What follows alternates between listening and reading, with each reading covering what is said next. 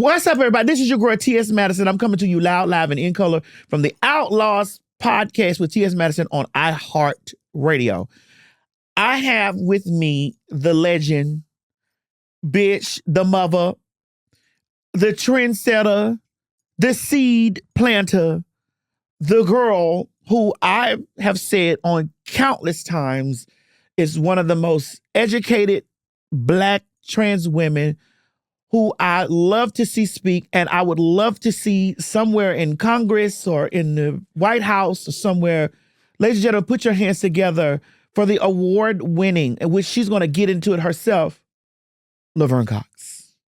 Thank you, Maddie. I needed to say that so that you can follow up, because I talk a lot of shit, but don't you ever let no bitch make you think that I don't respect you. Don't you ever let no bitch make you think that that your presence, even though you are more articulate in things than me, and you occupy lots of spaces way larger, I don't have a jealous bone in my body for that. Because I couldn't, some spaces you in, I can't do. And things you do, I can't do. And I'm so grateful for you and your voice, because there's a connection. And sometimes I try not, I'm not jealous of you, but I'm just aware, because a lot of the media I consume, I watch Monkey D. Neva, I watched you, and I'm just like, and when I did Breakfast Club, it was cool, but I was just like, I'm not for everybody. I don't translate to everyone, I think. And I think I talk a certain way. I'm 52 years old. Wow. I started using the term that bell hooks coined, imperialist, white supremacist, capitalist patriarchy, 30 years ago. I've been talking about intersectionality for 30 years and moving beyond the gender binary since I read Judith Butler in college in the early 90s. So I'm a college girl. I'm a gender theory girl. And that's just part of who I am. But I'm an artist. I went to art school, and so I've studied opera, I've studied ballet. So that's just me. Yeah. And don't apologize for it. I love me, but what I realize sometimes when I go to the Breakfast Club, when I'm in certain spaces, it's like, I'm going to have to be myself. I have to be myself, and I'm going to talk the way that I talk. And I think I'm real and down to earth. What I know is, even though I'm educated or whatever, I was broke until 2015. I was in student loan debt. I was waiting tables and working in restaurants in New York for 19 years before Orange is the New Black, barely making it. I had an eviction notice in 2012, had eviction notice in 2010. When I booked Orange is the New Black, I was on a payment plan. Mm-hmm. Oh, girl, I was on a payment plan to avoid eviction from my apartment. It was low-income housing in New York. And when I did my backstory episode for Orange, Jodie Foster, who directed, I got so much. She did multiple takes. I got so much overtime. I was able to pay my back rent and pay my rent 6 months in advance. And so when Orange broke, I wasn't making money from Netflix, but I wanted to do a college tour for years. And so I was using Orange to hustle and do my college gigs, and my speaking fee was really low at the time. So 3 or 4 times a week, I was in 3 cities, 3 days, 4 cities in 4 days, shooting Orange for 2 or 3 years, just hustling. Yeah. But I started 2015 debt free. And that was when I could start to see your money. Save, build, and start building. I didn't have a retirement account. I didn't have any, I had been an artist, like someone in New York working to be an artist with a dance degree. I think there's something ridiculous about having a dance degree, but I was committed to being an artist. I was committed to there was no plan B, there was no backup. And I know I'm a smart girl, but I was also a trans girl. Yeah. And when I was time to transition in the late 90s, so I graduated in 96, and then I started medical transition in 98. I was just I want to act, but there's no trans actors in the public. So I went to fashion school. I went to FIT for 3 semesters, and then was I don't want to do this. I want to act. Anyway, I'm here. So yes, and education is an incredible privilege. And I do believe that I've been able to move in the spaces I've been able to move in because of the way that I speak, the white spaces that I've been able to move in. And there's being white famous is different. We always talk about this, but we're gonna talk about it. Yeah. But anyway, that was a lot. That was perfect because you gave me that. Now I want you to look into that camera because there's a segment that we have on my show. It's called Talk Your Shit. Now, it's time for you to talk your shit. Who you are, what you do, what you're proud of, what you've won. Oh, bitch, I'm sick. This is the time for you to big up yourself and let a bitch know that I'm Laverne Cox and I'm Laverne Cox and I'm Laverne Cox for a reason. And I want you to say it so that I'm over here saying, yes, bitch. That's why you're our president-elect.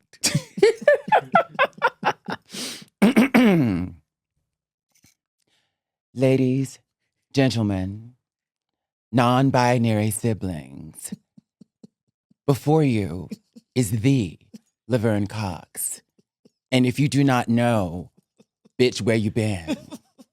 Because, bitch, I am the very first openly transgender woman to be on the cover of Time magazine, to be on the cover of British Vogue twice, to be on the cover of Cosmopolitan magazine, Essence magazine twice, Entertainment Weekly, and the list goes on and on and on. The first one. Correct. Open the door. I am the first openly transgender woman to be nominated for a Critics' Choice Award.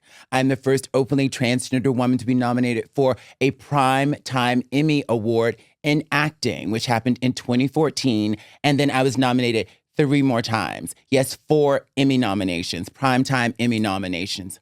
Honey, the first one. Don't get it twisted. I'm the first transgender woman to have a wax figure at Madame Tussauds. I have changed the lives of girls, boys, LGBTQ plus people all over the world. And you know how I know this? I have traveled the world and met them. And they have told me that they transitioned because they saw me on TV, that they rekindled relationships with their parents because their parents realized that trans people are human beings because they saw me on TV. I just executive produced, co-created, and star in Clean Slate, which is currently streaming on Prime Video and was the #1 comedy on Prime Video in its first week out. Honey, there's so many more things I can say. I have 2 SAG Awards, along with the cast of Orange is the New Black. 2 SAG Awards. They're very heavy. Timothy Chalamet told us the other day, they're very heavy, honey. I had to reinforce my shelf for all the awards that I have. I have, girl, I could go on. I like it. No, I like this. Because this is the part of Laverne we don't get to see. And nobody in this room is judging you for this. Does it feel good to be able to say that? Does it feel, be honest with yourself? Yeah, it feels good. It feels good. It feels good. And it feels good because none of it's been easy. And I'm always thinking about the next thing and always trying to get to the next level and get better. But it is nice to be like, bitch. Yes. I did that. I sat here and I absorbed that. And it took that in like, yes, bitch, she's the first and I'll be the third. You know? But one of the things with the Emmys, though, what I'm really proud of is I'm the first, to be nominated for a Primetime Emmy, but I'm not the last. Right. There have been others who have followed. Yes. And that's the best part for me, honestly, because it's never... Part of the reason I don't brag is because it's not about me. But I always have to remind myself that it's bigger than me. And I think sometimes people in this business get the egos and get the whatever because they think it's about them. And I know, and I think the reason all these things have happened is, for me, I've worked hard. Mm-hmm. I'm talented. I love acting. I love what I do. Mm-hmm. And I've worked really hard at it. But the service piece, that I am here for God to use me and to be of service in the world. Yes. So. But the thing about it is, I want you to feel good that you can say those things because it feels good. It feels good in a world because we are heavily scrutinized as just trans people because she's a very highly educated woman. I'm going to be using the term cisgender with her. You can say non-trans. I'm going to Sometimes I say non-trans. I'm going to say cisgender because we're having an intellectual conversation here. Okay. Not to say that you're not intellectually ready, but girl, the gag is because I even got to a point where people got me saying that like using cisgender was like a slur, and so the deep part of that is that cis is just a scientific term, and people are losing their minds over cis. And the reason they're losing their mind, Elon Musk buying it from X or Twitter or whatever, the reason they're losing their minds is because using the term cis actually acknowledges that they're trans people too. Right. And I'm not cis, I'm just a woman. Just saying I'm just a woman or I'm just a man, it's usually women, but whoever. It's really ultimately a problem with trans people and just acknowledging like facts. Right. But anyway, no, Laverne, I need all this. I love all of this. This is what I love about you. I have a lot to say. I need you to know that when we're talking about, us as trans people and cisgender people like to throw around, or you're just a man in a wig. No, darling. You just talked your shit. No, I'm not just a man in a wig.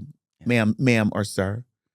I am an Emmy nominated. I'm a SAG, 2-time SAG. I'm a time. Well, I'm not a man in wig, and your man knows that I'm not a man. Your man knows that I'm not a man, and that with the men that because we're all fucking the same men, and the men know who we are. Yeah. When shit hits the fan, sometimes they'll call us out of our names, but they know who we are. Yeah. They know. They see a woman, they see women, and they know. So my thing is, since we're there, we're there. Mm-hmm. Recently, there's been a lot of things about this outing thing, like with girls outing men, and is that still? I haven't seen.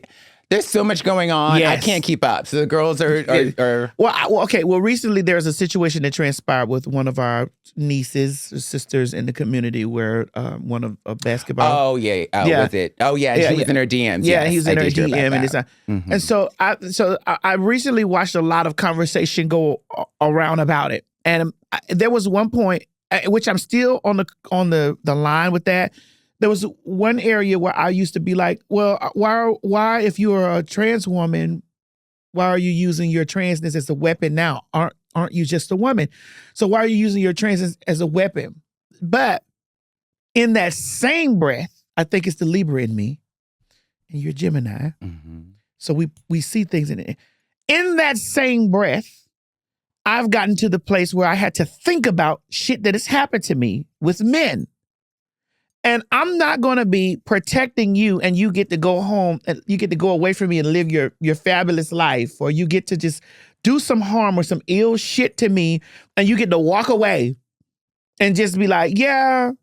I think there's the situation in that I believe you're speaking of. She hadn't even fucked the guy. She just revealed his DMs, and so I have a lot of sex worker friends who are trans sex workers, and the smart ones, they zipped. And I think that's and I think when you're a sex worker and you have a client, that's a contract. And part of what they're paying for is silence. Mm-hmm, and so I think you should honor that. And I respect my girls who do. This dude, I don't know the full circumstances, but I think he was just... I got the sense from just a cursory read that he was annoying her, and I think she openly does sex work, and he didn't want to pay. She was just annoyed, and she was just like, "Screw you," and then put his DM out there. And so I think if she were not trans, because there's cis women do this too all the time. Cis women who the celebrity slides in, they pour the tea. Mm-hmm. And it's just. They do it all the time, and it's not looked at in the same way. It just isn't. They may be called, they're clout chasing, they're whatever, but it's not looked. It's just, I think the culture just looks for any reason to demonize us. Yes. And any man, and even if we are allegedly outing men, it's never about them. We will make, in a patriarchal culture, we'll make any excuse to let men off the hook. I just watched this video with Laverne, where she just talked about domestic violence and women, and Meg the Stallion with Tory Lanez. Uh-huh. There's so many examples of in domestic violence situations where like men have done despicable things and the woman will get demonized. Mm-hmm. Cis women, and we have this in common, cis women and trans women. It's called a shared experience. They will do anything to demonize the woman. And then what about the dude who's acting reckless? Yes. Because if you're not going to be outed by any girl unless she's just trash. If you're respectful, if you're doing what you're supposed to do, whether it's a transaction or whether it's, you're just having sex because you want to have sex, or even the communication. Yeah. When I was on the market, before my last boyfriend, I'm single again. Before my last boyfriend, I was on the apps and I was blocking like a motherfucker. I was blocking, I was unmatching, because even the interaction with me needed to meet a certain criteria because I didn't have energy or time. And many, many men can't approach you even with that on a dating app. So and many men, whether you're cis or trans, are wiling and doing stepping to women in crazy ways. And it's just like, we never want to really critique that or have a conversation about that. We always want to demonize women. And so I think that like the transphobia, it's trans misogyny, it's related to misogynoir. It's like so many of, usually the women, let's just talk about women because they're, I think, the primary audience for you and me. The women who may or may not have issues, who have issues with trans women, I'll say black women because they are different from the TERFs who are usually white.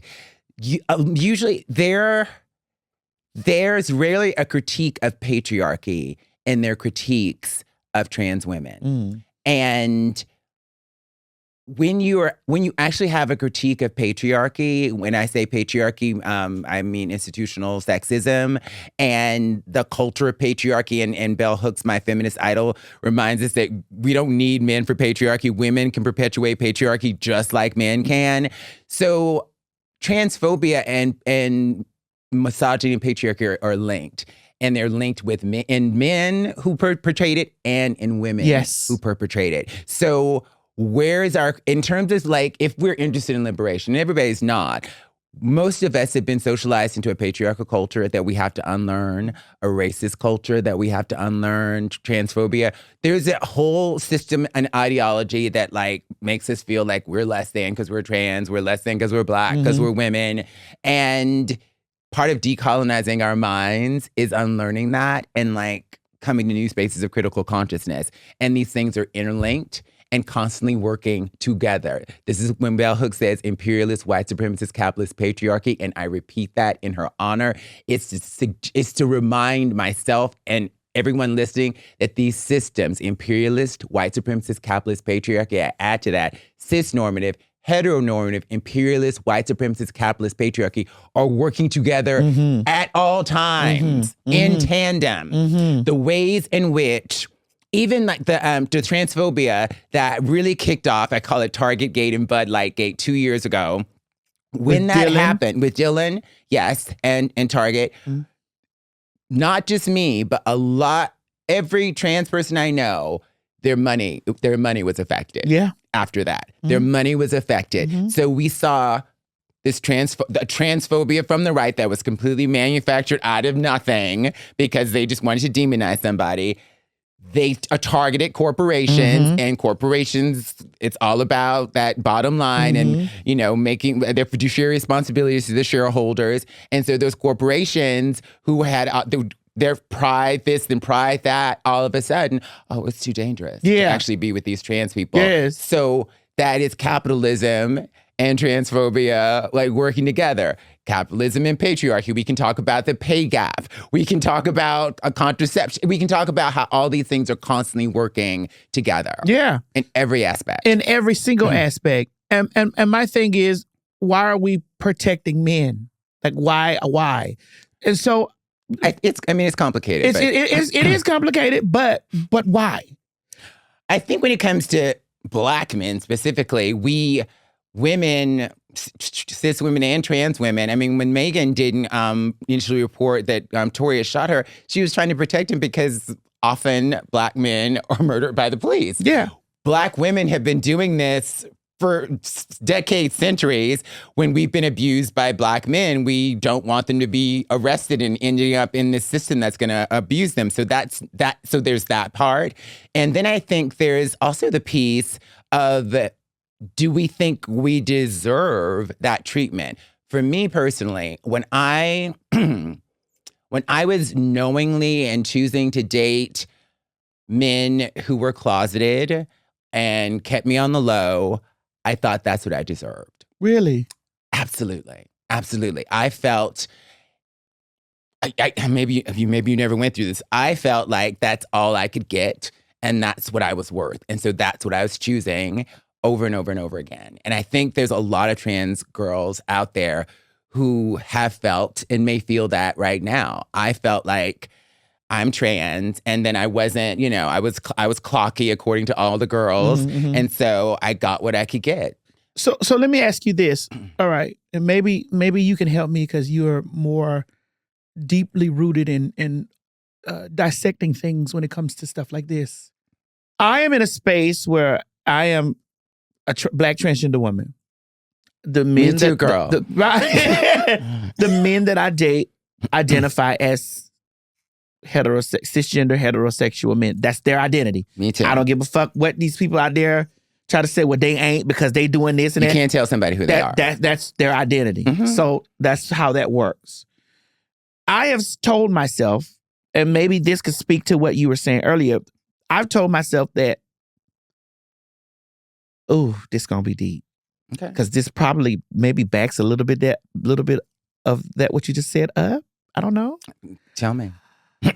I've said to myself, Madison, the natural order is men like fucking pussy. They like to fuck pussy. So when y'all get together, I don't have a pussy. I don't have an SRS. I don't have a pussy. I was not born female.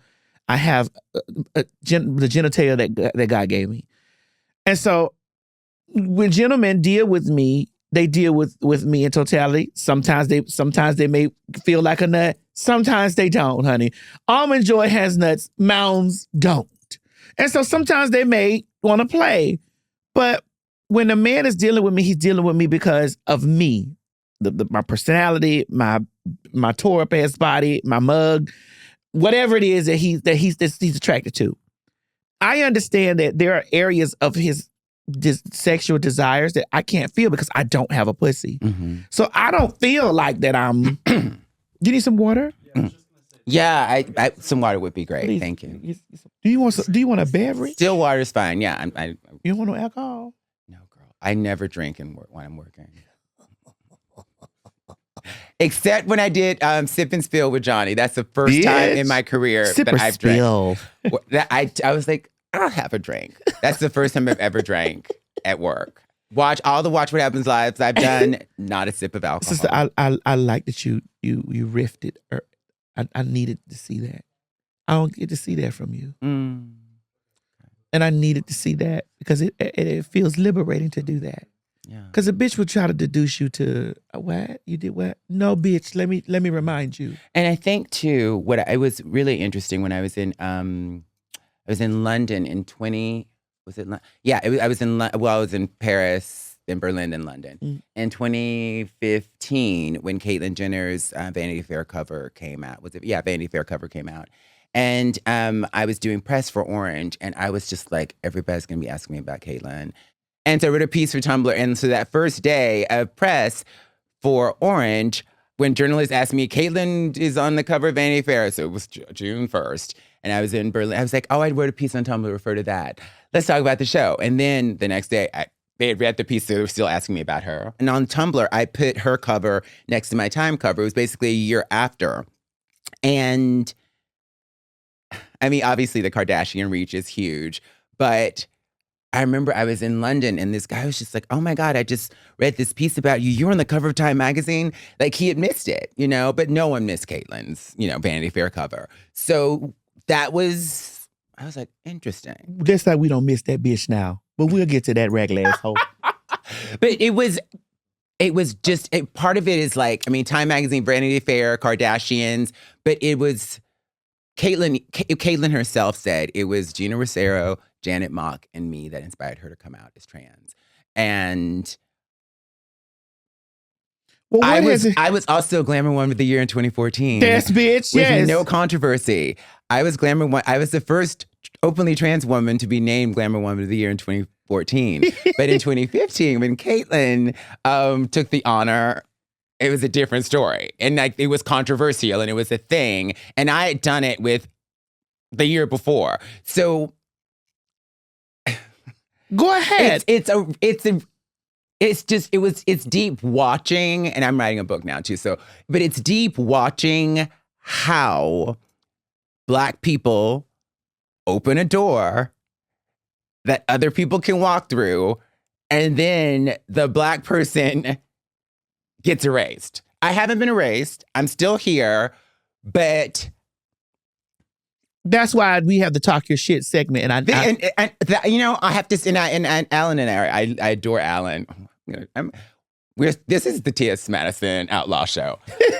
So that same year in 2015, I was being honored by fashion, during Fashion Week by Fashion Media. I was getting an award during Fashion Week. And Katie Couric was presenting me the award. Mark Bauer made a dress for me. It was lovely. I showed up. Mark was there.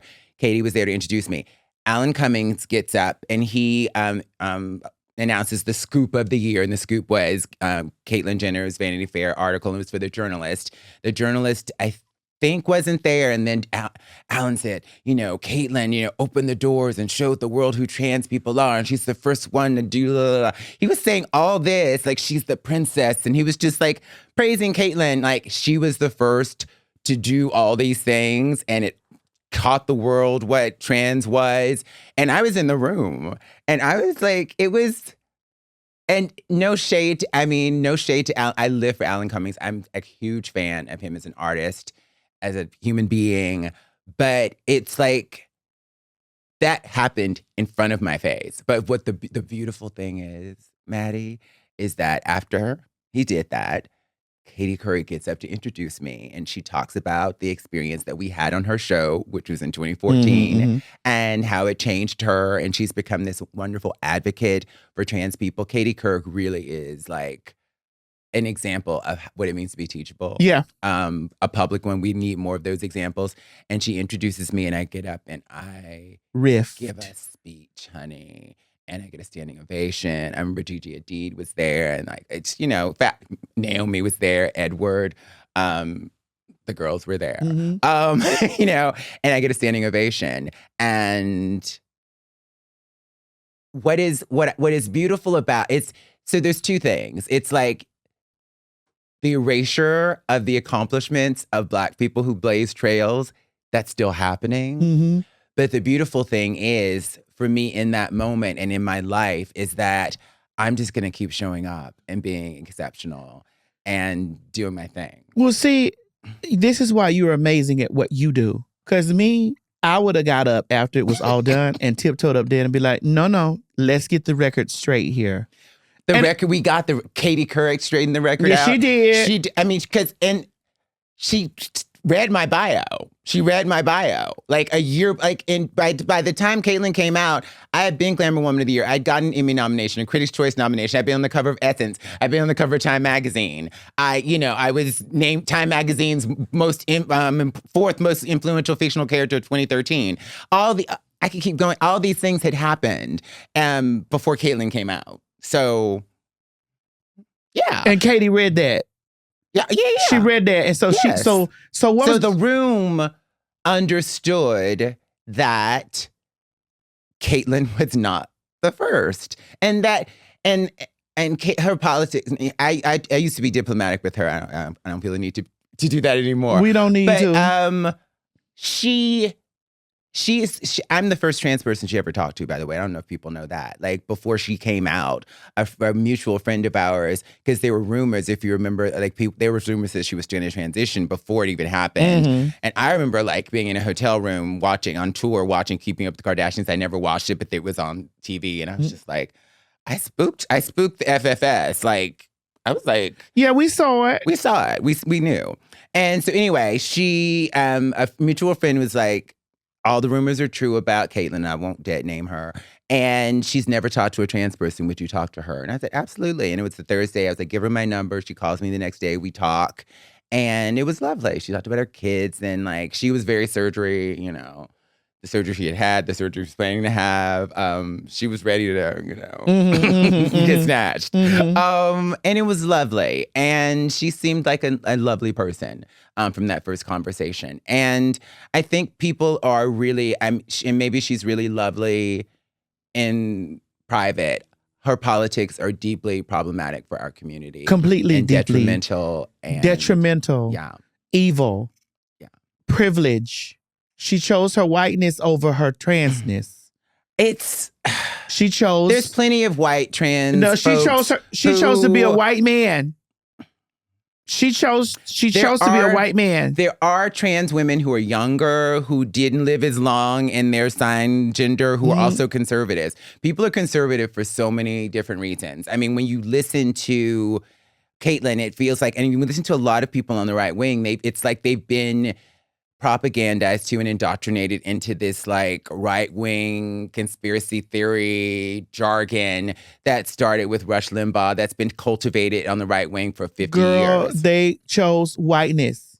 I don't give a fuck. They chose whiteness. They didn't want to see a black woman hold the seat. That's just what it was.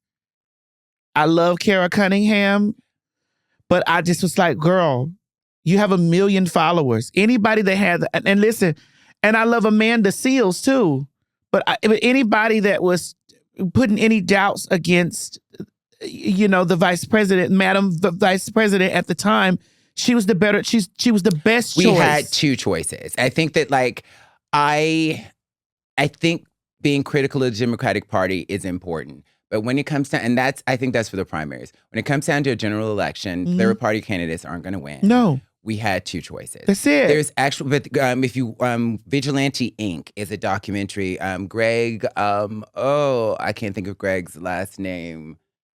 Anyway, there's a gentleman named Greg. He's an investigative reporter. Did a documentary called Vigilante Inc.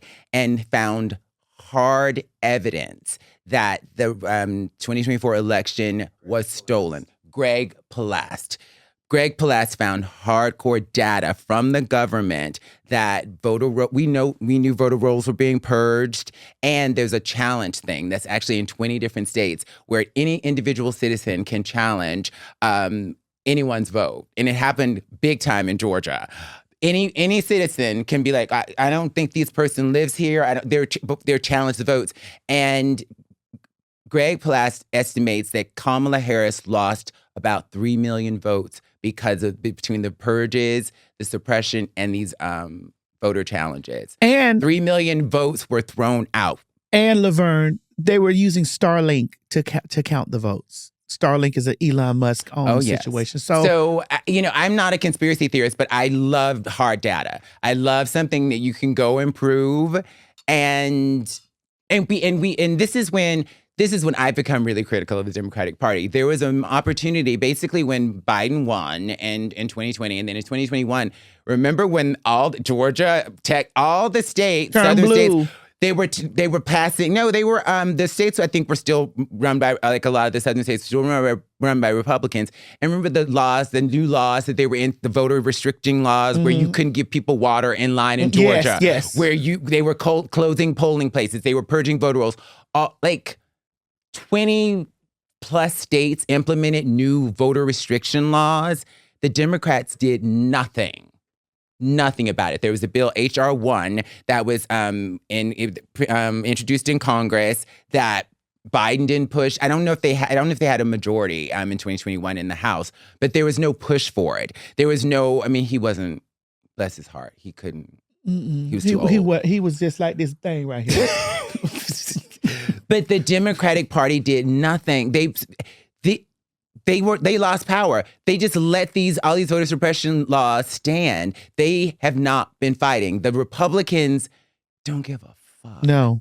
They don't give a fuck. No. And they will do any gangster, illegal shit to get power and maintain it. Yes. Because they know they don't have the majority. Was it Paul Ryrich who founded the Heritage Foundation in the 1970s said, we don't win when more people come out to vote. There's a video. We don't win when more people. We need to have fewer people come out if we want to win as Republicans. He knew that in the late 1970s and early 80s. So they know the more people who come out to vote, Democrats have a better chance to win. So Republicans and conservatives have been suppressing votes since Black people could vote. Correct.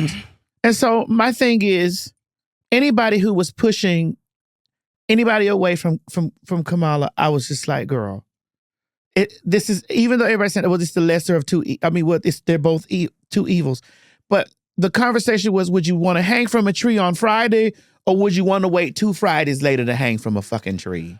As disappointing as the Democratic Party is, what we're experiencing right now, girl. Mm-hmm. Girl. Yes. The implementation of Project 2025 before our eyes. Yes. All of the things that have been, the CDC, public health, girl. There's no comparison. Right. And all the Democrats who said he is a fascist, we have to fight fascism and save democracy, and then he won, and then they started softening their language. It's like, why was he a fascist before the election? And now, because they're trying to get favor with power, he's still a fascist. Yes. And he's doing fascist things. Yes. In front of our faces. And we're gagging. Yeah. We're gagging. People who voted for him are gagging. Yeah. The farmers who are are losing crops and money and may have to close their farms. All the government employees who have been laid off. I mean, it goes on and on. But the public health piece, all the people from the CDC who have been fired, us withdrawing from the World Health Organization, and just this Robert F. Kennedy being who doesn't appointed. believe in. Girl, it's a mess. Yes, it's awful. It's a mess. They're defunding everything. There's no, Medicaid, people in nursing homes, they're trying to defund Medicaid. All your elderly parents who are in nursing homes right now. It's bonkers. And the thing about it is, anybody who was pushing them away from Kamala, I feel away. I feel away. At this point, it is what it is. It is what it is. But it's just like, okay, now, bitch, we all in this. And for all of y'all that was over there with y'all clapping y'all hands together, honey, thinking that they were going to do all this to the fags and the trainees and all this type of stuff, girl, you were on the chopping block too.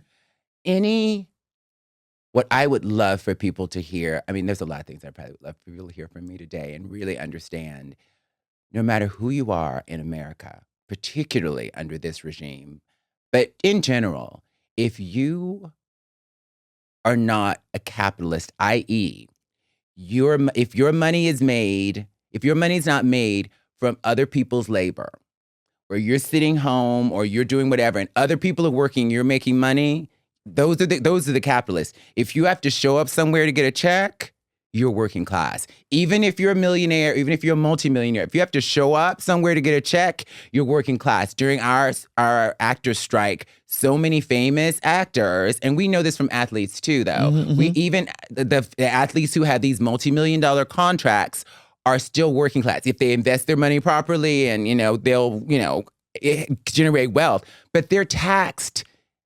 They're taxed in insane ways. Mm-hmm. It's the billionaires, the people who work for billionaires. Those are the ones who aren't paying taxes. The corporations, I won't say. Somebody work for one or two. Well, shit. Who aren't paying taxes. They are. If we're not one of those people, who gets to not pay taxes, Molly, you in danger, girl. You're in danger. Yes. Everybody who's not mega wealthy and can borrow money and not pay taxes. Right. You're in trouble, because everything, particularly the Elon Musk, but Trump is just greedy. I think he ran so he can get out of all the criminal charges, and he did, and that's just that makes me sick. Yes. That makes me want to vomit. That criminal got. Yes. That makes me heat. I'm trying. Oh, you can be he's a fucking criminal. Yeah. And there was so many, and the Merrick Garland of it all. See, this is why I vote Democratic, but like Merrick Garland had 3 years. Why did they wait? They could have, they needed to, Jack Smith said he would have indicted him and convicted him. He's already convicted of 34 felonies. Mm-hmm. It's like, what the actual fuck? And the reason why we are so passionate about this is because we are first on the hit list. We were first on the hit list, like first. And they ran the fucking election on immigrants and trans people. Yes. $215 million spent on network TV alone, not including cable, and the internet. $215 million on anti-trans ads. Yes. When we're less than 1% of the population. So less than 1%. And here's the thing. When they said, she's for they, them, he's for you. And the Democrats had no answer. I mean, like, the Democrats had no answer to that. And the problem, and so much of it's okay, we're here. So when Kamala launched, and the Wall's choice, I think, was great. I think she seemed to have a working class message at the beginning. I think calling them weird was good. We're not going back was great. A Democratic consultant who was a Biden consultant came in and said, "Don't call them weird. That's intimidating them and pushing these voters away." But it was when it was resonating, and don't say we're not turning back. She sanitized the fuck out of her campaign. She stopped talking about price gouging with inflation. She started touring with Liz Cheney. Who likes Liz Cheney? Right. Started trying to target the few voters who were Trump voters and then switched. How many of them were they? Like the way you win an election is turning out the base. Yeah. Trump turned out his base. Yeah. He turns out, the white supremacists who hadn't voted for years. They got up and they got out and they voted. Yes. She needed to turn out the base, but she needed to do it with a message that resonated with people, that made them feel like she understood what working people are going through. People can't afford a house. People can't afford rent. Inflation is crazy. Student loan debt. None of that was addressed. And even if she said it, that needed to be the message. That needed to be the only thing she talked about. What Republicans are brilliant at is getting all on the same page with the same messaging, simplifying it, and saying it over and over and over again. When they lost to Obama in 2008, they didn't say, "Oh, we need to change our messaging." They said, "We're going to obstruct Obama. He's going to be a one-term president. He's not getting anything done." That's what Republicans do. Democrats say, "Oh, maybe we need to try to get more Republican voters and be more conservative." And what the problem ultimately with Democrats and Republicans is that the majority of both parties, definitely Republicans and Democrats, are taking corporate money. Yeah. They're taking money from lobbyists, billionaires, and corporations. And so they're not working for us. They're working for those corporations. Yeah. And we will never have elected officials working for us until we get money out of politics.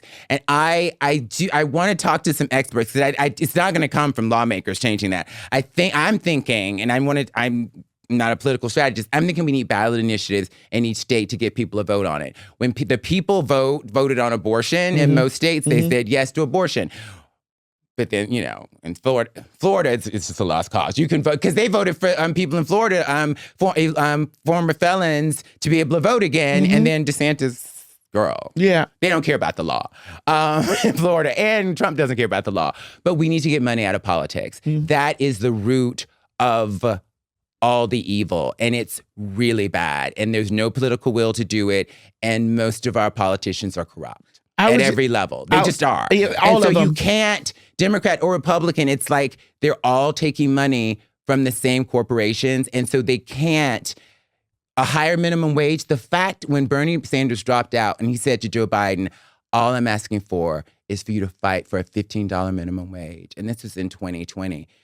Minimum wage should be $30 now. We've been trying to get $15 since 2011, 2012. The minimum wage has not been raised nationally since like 2011, 2012. That's all Bernie asked for. Did Biden fight for that? They said the Senate parliamentarian said we can't use it. Had you ever heard of a Senate parliamentarian before 2021? No. When the Republicans were in office and the Senate parliamentarian didn't approve their budget, they fired the Senate parliamentarian and hired a new one that did approve it. Oh, well, we can say the Republicans are definitely They're corrupt and they're lawless often, but they know how to wield power. They know how to wield power and they know how to fight. Yeah. And they're organized and the messaging is consistent. The messaging is lies. They're not populist. They're not for the people. They're for the corporations and the plutocrats. They are anti-democracy. They're liars and they're corrupt, but they understand power. They understand messaging. And they're just so well funded too. That's also the problem. The whole anti-trans thing, the way they've been able to dehumanize us so effectively. Yeah, effectively. Effectively over the past 5 years. In 2020, there were no sports bans in any states, no gender-affirming care bans in any states in 2020. And now half the country, and probably about soon the whole country, will have gender-affirming care bans for young people. The propaganda, but they researched it, they focus grouped it, and they funded it. The Alliance Defending Freedom is along with Heritage Foundation, are the biggest organizations that have pushed this anti-trans legislation. Alliance Defending Freedom is doing this globally. So the Alliance Defending Freedom will take the actual legislation to the state senators they paid off. Sometimes the senators will forget to white out, the name Alliance Defending Freedom, and they'll put the bill in. All the bills say the same thing. So they're coming from Alliance Defending Freedom, Heritage Foundation. They go to the politicians they paid off. This is the bill. You're going to target trans people. I've given you this much money. And that's why we see all these bills every single year, because the state politicians are getting paid. And now it's federal.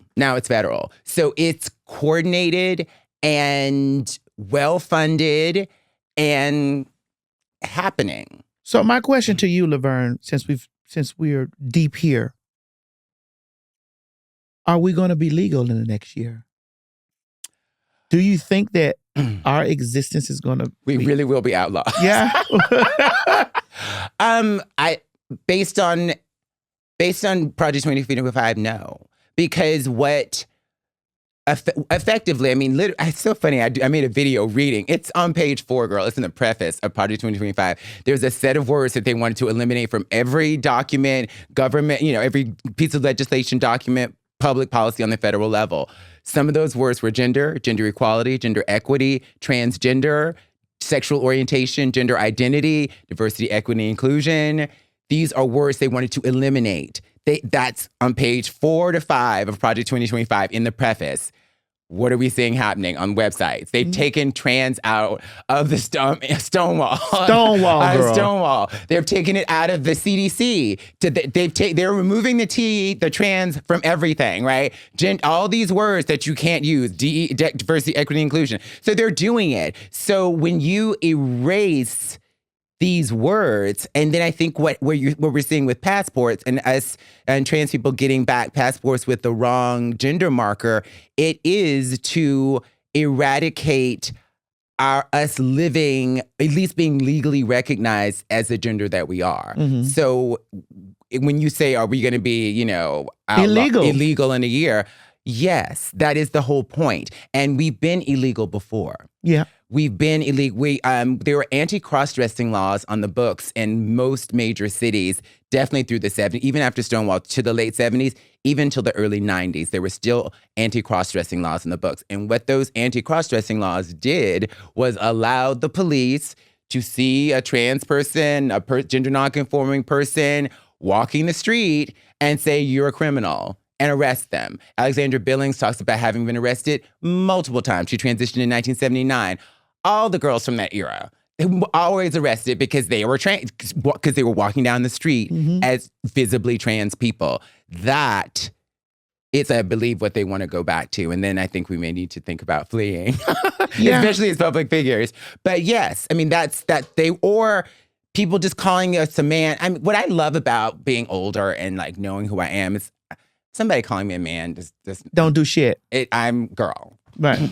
But when I was younger, it affected me. And then in the younger girls and younger trans people, it affects them because they're not as secure. And affirming someone's gender is just so crucial and critical, and having people in your life who see you and love you. Mm-hmm. And then when you have the state saying that you aren't who you say you are, it's devastating. I've met in the past couple of months, I've had the pleasure of meeting lots of people who tell me they have trans kids, they have non-binary kids, they have a nephew or a niece who's trans, a lot of people. And all of them, I'm like, how's your son doing? How's your daughter doing? How's your nephew doing? They're not doing well. They're scared. Children, scared because of what's happening. Yeah. And in every state that's passed anti-trans laws, the bullying of those trans kids has like skyrocketed. Because when the state says that you're less than human, that it's okay to like talk shit about you like you're less than nothing, it emboldens the public to do the same thing. And so there's more violence, there's more bullying, and just. Do you have a gun? I don't. I was gonna get my ex to teach me how to shoot, and we just never got around to it. I don't have a gun. Lord. How do you plan to defend yourself?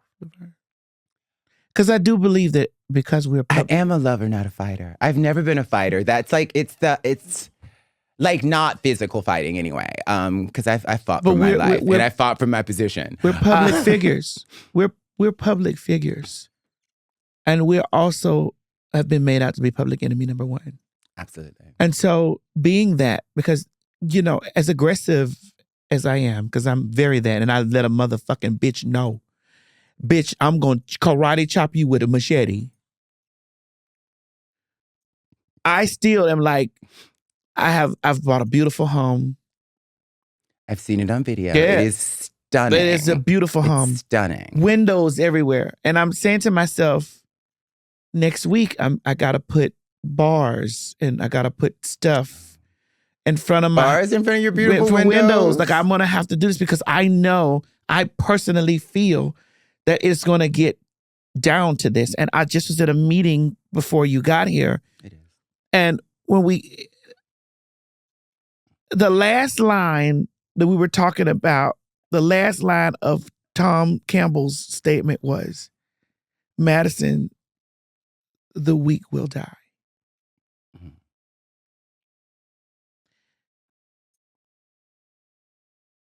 Do you see how that just was cold? That was a cold silence just now to think about everyone that falls in the category of the weak.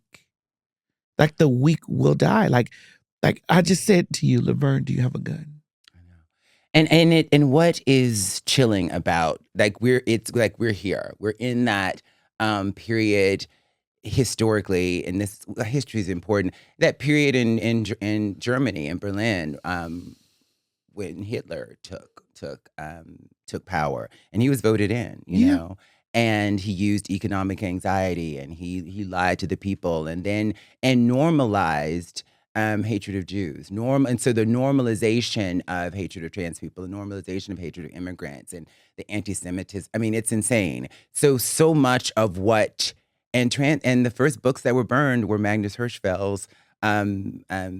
His research. And Magnus Hirschfeld, for those who don't know, was a gay Jewish man who lived in Berlin in the late 1800s, early 1900s, and started an institute for sexuality. And Berlin was this very queer place. Before Weimar, Berlin was this very queer place where like people went and like lived openly as gay. He was doing research on trans people and hormones in the early 1900s. And then one of the beautiful things, he was able to get trans people to get an ID card that indicated them as trans so that they wouldn't be arrested. And that they were actually legally acknowledged in Berlin because of Magnus Hirschfeld and his clinic.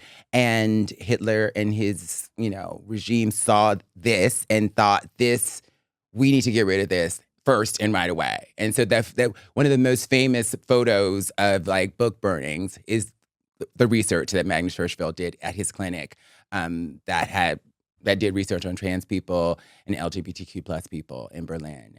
And history is repeating. That Shirley Bassey song, just a little taste of history repeating. I can't sing right now. History is repeating itself. And even when I said to someone, a friend of mine who, after Elon Musk at the inauguration did the Nazi salute, and I was just like, I think he's a neo-Nazi. And she was like, I don't believe he is. And she was saying that to evoke Nazism and Hitler is a very serious thing to do. And I think it is. But I think to do a Nazi salute at the inauguration is also a very serious thing.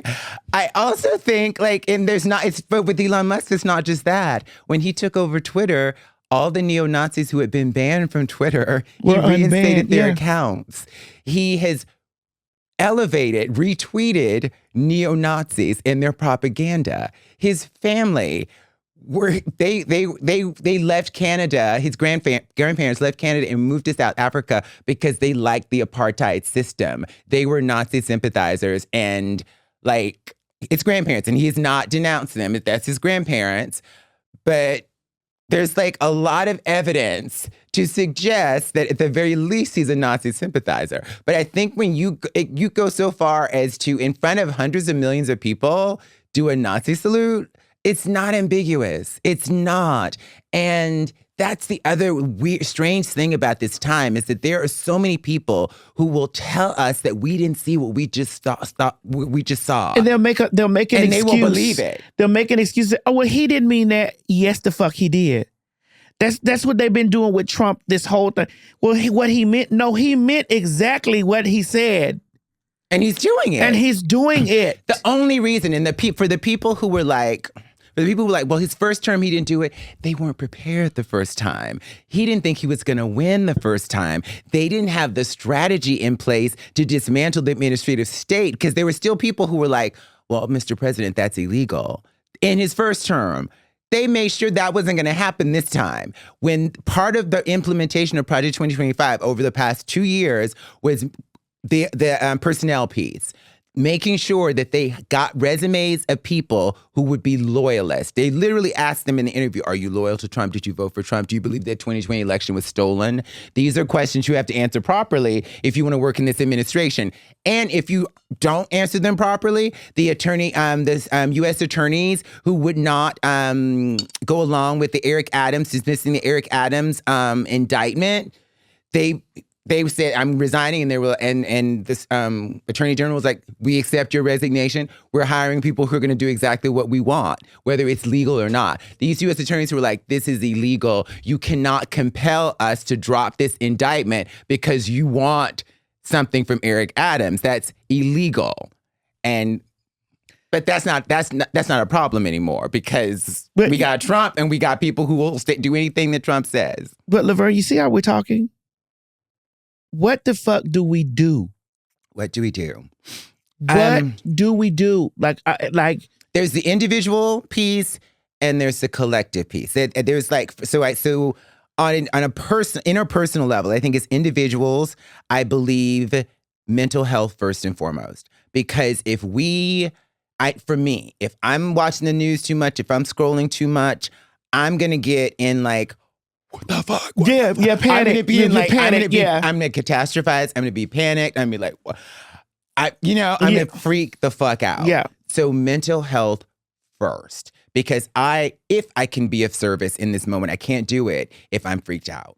I have to be in my resilient zone. I have to be grounded and in the both and. And for me, in this moment, a huge part of my mental health is acknowledging, as we are now, the catastrophe, the mess, the fucked upness of this moment, but also that other things are true, that there is beauty and joy in the world, that there are beautiful people in the world. And so much getting out of during the pandemic, I was very isolated. I tend to isolate and not go out much. I know now that I need my communities. And I say communities, and it's the artistic community, the trans community, the Black community.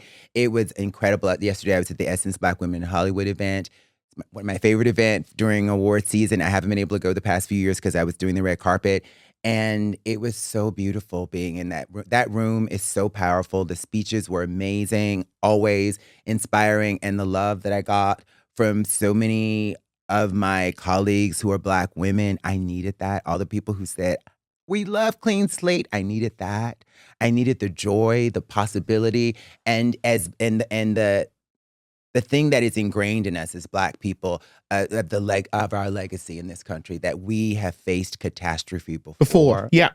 We've always known that, we've always dealt with terrorism as Black people. Yeah. And so just being in a room that is affirming of that history, that legacy, that resilience is everything. That community, my trans community, like my girls, like I love my trans men and but I have a core group of girlfriends that like,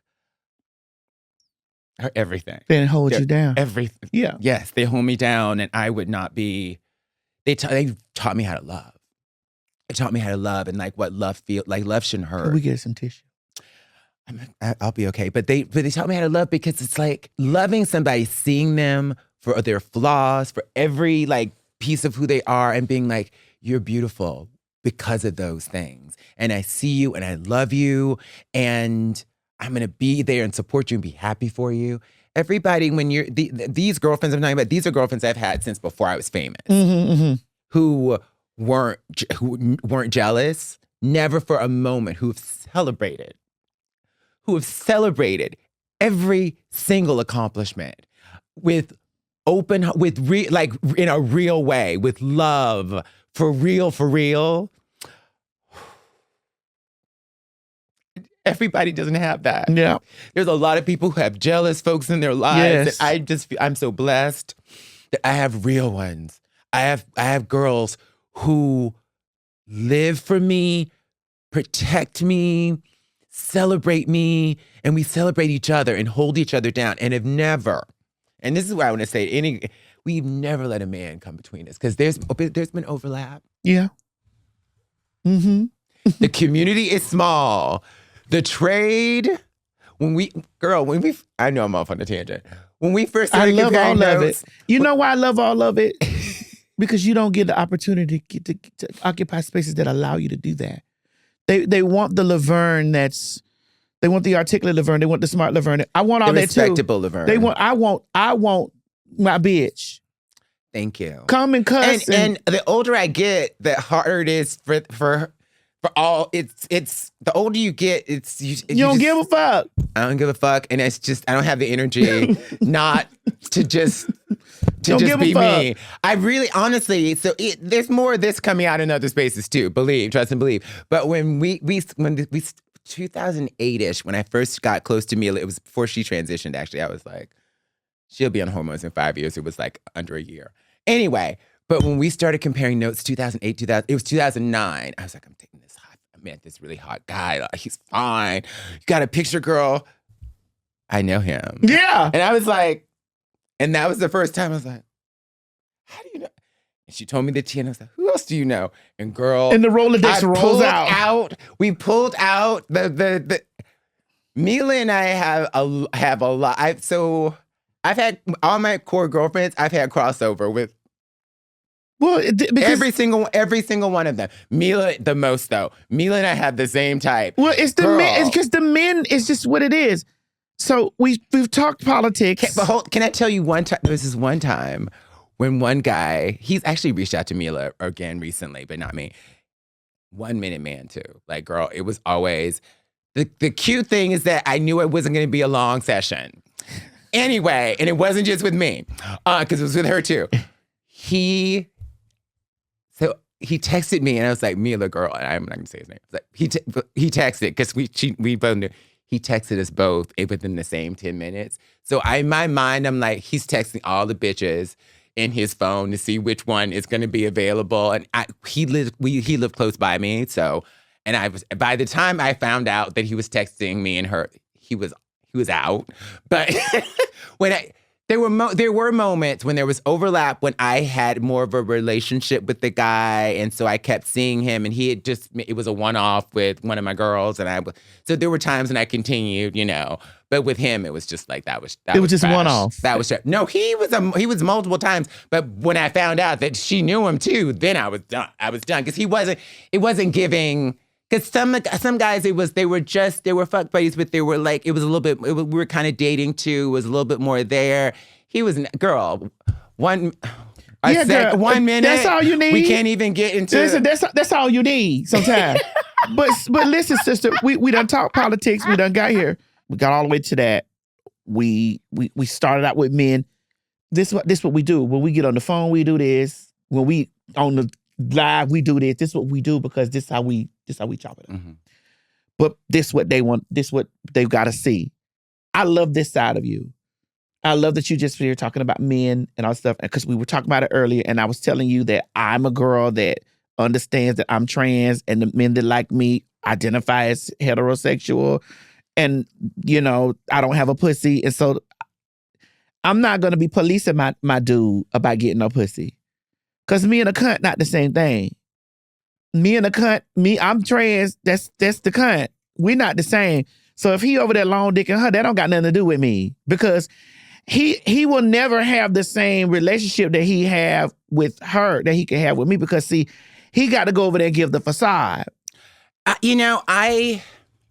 don't discuss my genital status publicly or my surgical status publicly, but I had a boy. I used to feel that way, and I had a boyfriend, and we were in an open relationship, and it was partly because of the trans thing, and he had never dated a trans girl before. And then it was exhausting for me to because then I was dating because I was shooting with sex. Our relationship wasn't really sexual, but it was intimate, but not sexual. So I was getting my sexual needs met other places. It was a lot to maintain a relationship and then get my sexual needs met somewhere else and have a career. So the open relationship, and then the next boyfriend, I proposed the open relationship, and he didn't want me to feel like I was less than in any way. And we were monogamous, and I realized that that's better for me. Mainly because of time.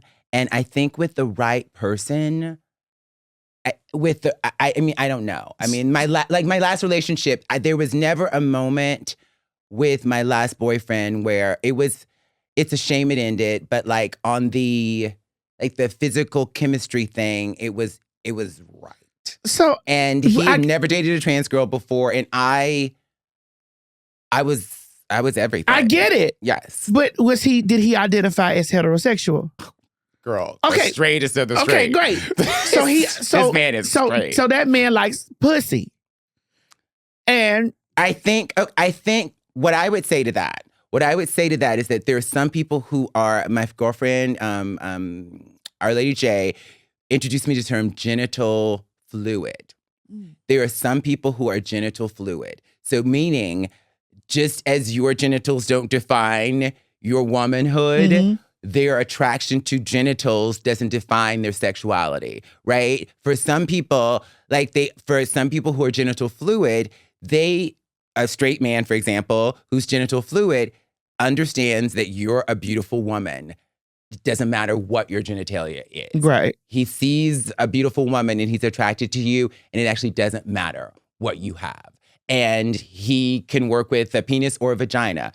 There are some men who are not genital fluid. They can only work with the vagina. And there's some who are, and they still understand that you're a woman, and they understand that they're a man and that they're straight, right? Their genital fluidity does not extend to having sex with men, because we know because they don't.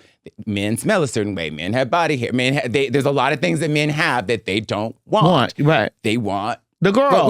They want the girls. Yeah. So I think some people are genital fluid, and that's maybe an advanced concept for some people. Want all this stuff to be simple. They want it to be like you're a man, you're a woman, you're gay, you're straight. None of it's simple. Sexuality, human sexuality isn't simple, and we know this because people have been fucking everybody since the beginning of time. Yes. So the label, even that label of like a straight man wants a pussy. Not necessarily. Just like every gay man doesn't want to get fucked. Every gay man doesn't suck dick. Oh, I'm just being real crude. But no, we love it. every gay man isn't even into dick, right? Like we know gay guys. I know a lot of gay guys who they don't suck dick, they don't get fucked, but they're still gay and they still like men. I mean, because one of my kids tell me like, Mama, sometimes I want to flip, but I'm really not into sucking dick because it makes my jaws hurt. So and then tell me like I like to, I don't really like the bottom because So that the same straight people have the same range of interest in sexuality. Some people are more vanilla or more straightforward, and some people aren't. But see, but for me, Laverne, I understand. Yes, a man may want him. I don't have no pussy. Whatever works for you in your situation, in your relationship, I think that's fine. But I also think that what I wonder is, does it make you feel? Yes, you don't have a vagina and you understand a man's need for a vagina, and it's very evolved. But like for me, when one of my exes said to me, I don't want to have an open relationship because I want you to know that I'm completely satisfied with you and you're everything I want and need. And when he said that to me, I was just like, wow, that's like, I needed to hear that, and I didn't even know I needed to hear it. I just accepted that a man might have other needs outside of me. And now I understand that I am everything. Maybe I need to hear that, huh? It's a suggestion for me. And I live in LA and New York. You live in the South. The evolution of men is different. Sister, because I was asked the question by a really good friend. Mm-hmm. Well, why don't you date men that like are just completely trans attracted? And I was like, well, that becomes sometimes those men that are trans attracted, completely trans attracted, have ran through all the trans girls. Kat Black, do you see Kat Black's video when she distinguished between closeted guys and DL guys? I haven't watched that video, but I love Kat Black. I shared it on my page, and it was and I'm old and I've read a lot. It was one of the most brilliant things I've heard. She distinguishes the closeted guy. So the closeted guy is like figuring out his sexuality. Closeted as in maybe closeted gay or closeted trans attracted. He's figuring out his sexuality. And eventually he's going to come to terms with who he is and what he likes, if it's trans women, if it's other men. That's the closeted guy. But the DL guy, she said DL guys are diabolical. They know exactly what they want. And they will prey on trans women, and they will prey on you and lie and do all kinds of maneuvering and sneakery and tomfoolery. They are diabolical. So, I mean, the term chaser, a lot of the men find derogatory. But there's trans attracted men, and then there's the chaser. And I know it's derogatory, or trans attracted men and the DL guy. And so I think making that the chaser, bitch. Making that distinction is important, because the chaser, the DL guy, it's a diabolical, predatory. It's not even that they run through all the girls. That's part of it, but it's the way they prey. Well, you just talked about it. The way you said that the guy was texting everybody in the 1 minute. That's. Girl, nobody want that.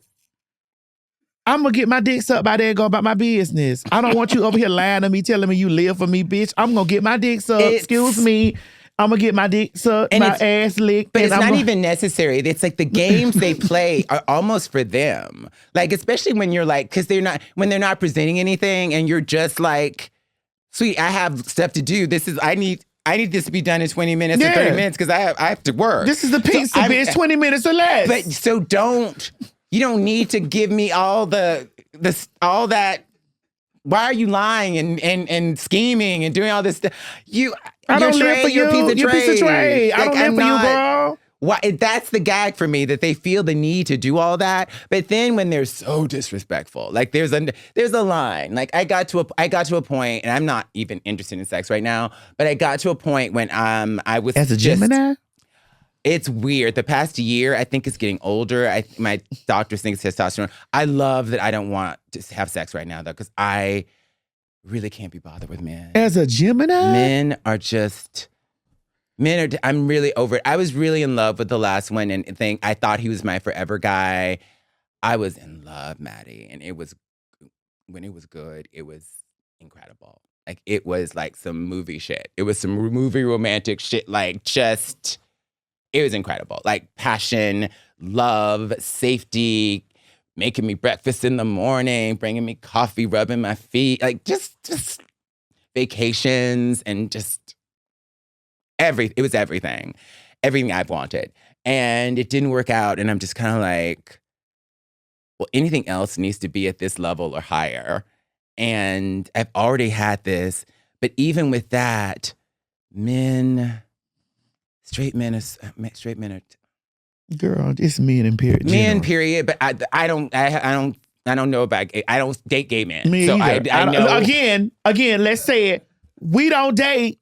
I don't date gay men. And sometimes I wish they were into me and I was into them because maybe it would be better. I don't know. But like straight cis men are you know what? They're just a mess. The way I'm hearing the tone in your voice, there's a segment of my show. It's called Ban It Bitch. You better segue. Because I hear the tone in your voice because this might be something that you Ban It Bitch. So it's time for my favorite segment. It's called Ban It Bitch. Some people out here are banning drag shows, LGBTQ plus books, and even our very existence, but we're flipping the script.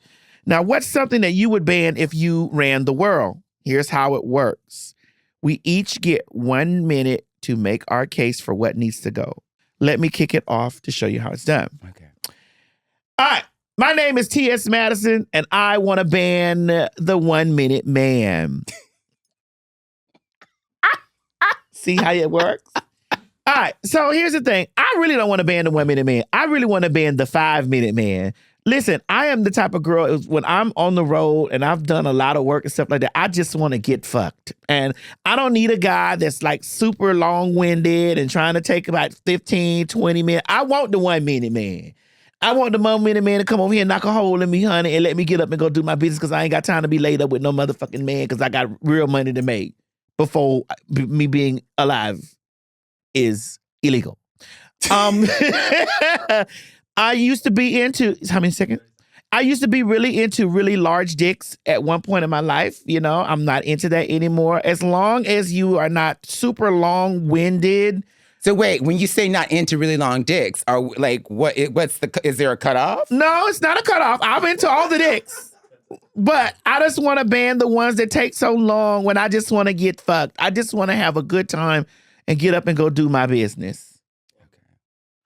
That was fun. Okay. That was a fun ban it. I want to ban money from politics. Okay, well, there you go. Okay. Let's okay. I'm ready. My name is Laverne Cox, and I would like to ban money from politics.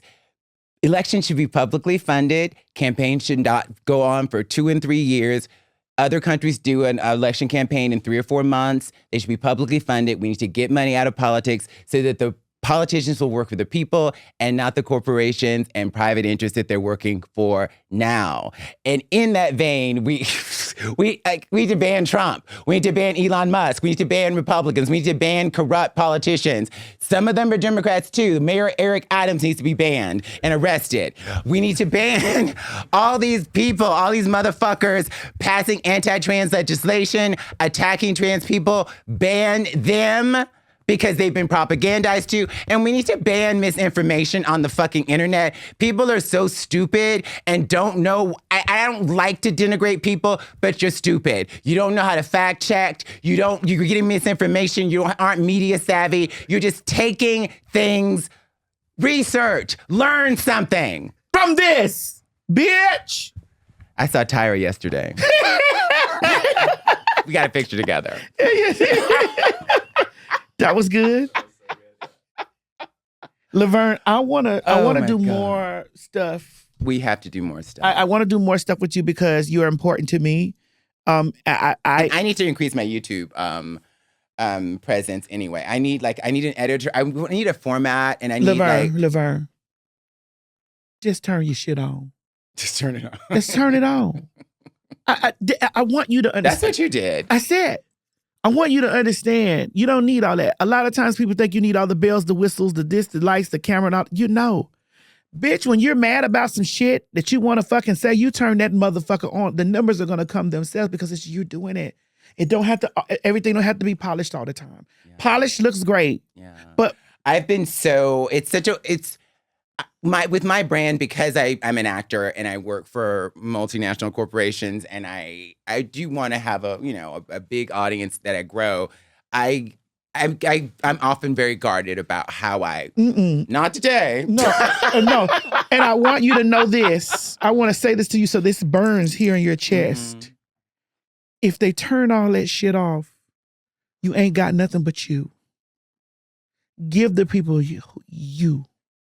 So that when all that other shit, those multinational motherfuckers start DEIing and start they already have. Yeah, they start doing that shit. Your dependence on how you eat comes specifically directly from fucking you. And don't you ever let a motherfucker tell you that you can't make $1 million just by you, because I did it a couple times. Just in the name of the TS, bitch. I turned that shit on, honey, and I fucking charged by the minute. I Patreon, I did it, whatever it took. I didn't ask anybody to give me $1 million. I made them give it to me. And that's why we love you. There's many reasons why we love you. I used to have the sticker, the T.S. Madison checklist. Be yourself, Be bitch. yourself, bitch. Step your pussy up, honey. Get a job. Own a business, bitch. Suck a dick. All right, we did it.